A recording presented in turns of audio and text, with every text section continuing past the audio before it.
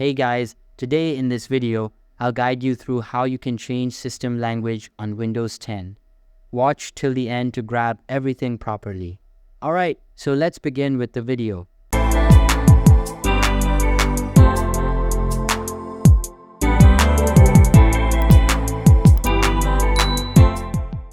First things first, click on the Windows icon at the bottom left corner of the screen and select Settings from the pop-up menu.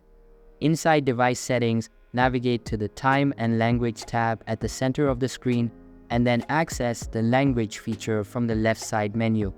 Here, all of the available languages will be displayed. To add a new language, click on the Add a Language button at the bottom and then search for the target one.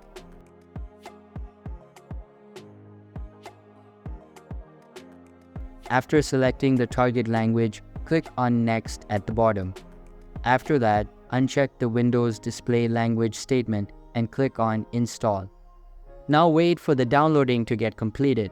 You can just get to the options of the language and check the download status from there.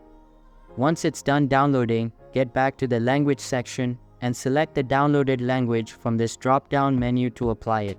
So that's basically how you can change system language on Windows 10. So that's all for this video.